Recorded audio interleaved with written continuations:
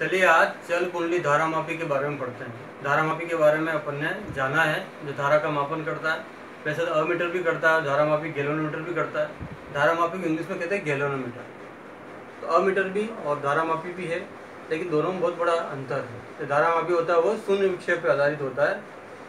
तो उसी धारामापी का अध्ययन करने वाले हैं। दो प्रकार का है ये, निलंबित और किलकित। आज अपन धारामापी होता क्या है और उसका पहला प्रकार के बारे में अध्ययन करेंगे। तो दोनों में से एक प्रकार कई बार एग्जाम में आया हुआ है। तो क्या होता है चल कुंडली गैलोनोमीटर या चल कुंडली धारामापी के बारे में। तो गैलोनोमीटर क्या होता है, धारामापी क्या होता है, नाम से पता लग रहा है धारा का मापन करता है। तो बहुत ही सुग्राही उपकरण है, बहुत ही अल्प रूप से मान ज्ञात करता है। तो वह सुग्राही उपकरण जो धारा का मापन, समसूचन और दिशा बताने का कार्य करता है। धारा का क्या करता है, मापन करता है, समसूचन करता है और डायरेक्शन दिशा बताने का काम करता है। उसे अपन चल कुंडली धारामापी कहा जाता है। इसकी संरचना इस प्रकार से होती है।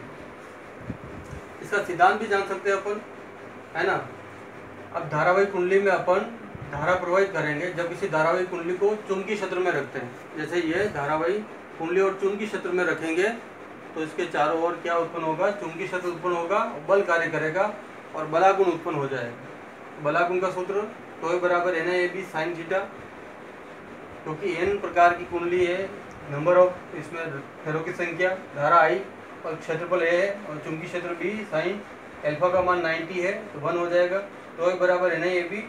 कहने का मतलब जो मेन सिद्धांत है बलागुण धारा के समानुपात, यानी जितनी धारा प्रवाहित होगी उतना ही बलागुण उत्पन्न होगा। इसी को आगे अपन सिद्ध करेंगे। तो धारामापी दो प्रकार के होते हैं। पहला क्या लिखा है, निलंबित कुंडली धारामापी, है ना। तो पहला है निलंबित कुंडली धारामापी के बारे में, उसके बाद दूसरा भी पढ़ेंगे अपन किलकित के रूप में। तो ये निलंबित है, दूसरा किलकित है, दो प्रकार से होता है। तो ये इसकी संरचना है। तो बनावट को लिखनी है, उसके बाद क्रियाविधि लिखनी है।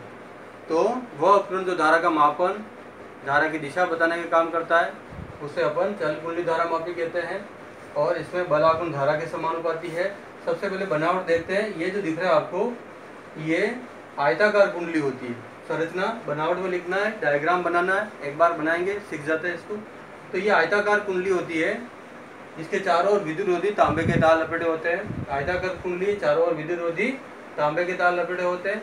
ये फास्फोर ब्रांच का तार होता है। फास्फोर ब्रांच मतलब कांसे का तार होता है। और यहाँ पर एच दिख रहा है, यहाँ पर इसको हैंग कर दिया जाता है। तो इसको मरोड़ी टोपी कहा जाता है। एच के रूप में, यहाँ कील के रूप में लगा दिया जाता है, तो मरोड़ी टोपी कहा जाता है।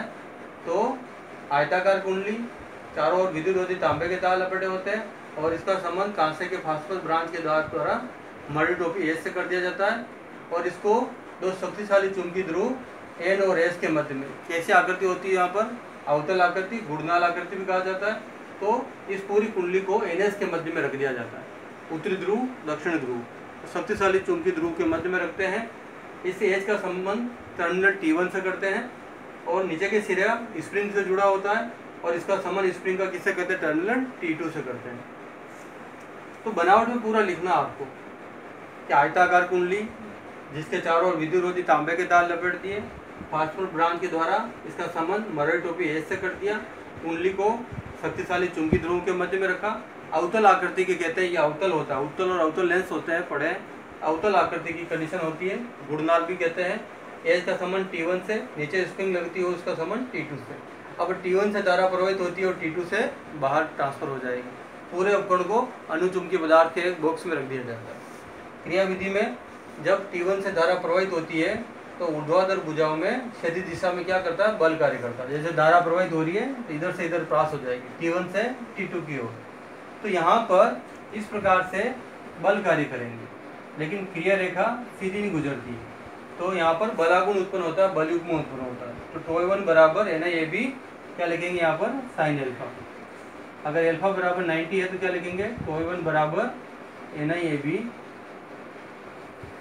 साइन अल्फा का मान 90 होगा तो 1 हो गया, इसके अंदर लंबवत रूप से कार्य करेगा। अब इसमें धारा प्रवाह होगा तो तार में क्या आएगा, स्प्रिंग के रूप में यहाँ पर जो लगा हुआ था तार, इसमें ऐंठन आती है, बलयुग्म में घूर्णन करेगा, ऐंठन आएगी। तो ये जो बलागुण होगा ये ऐंठन के भी समानुपाती होगा। तो ये ऐंठन कोण कहलाता है।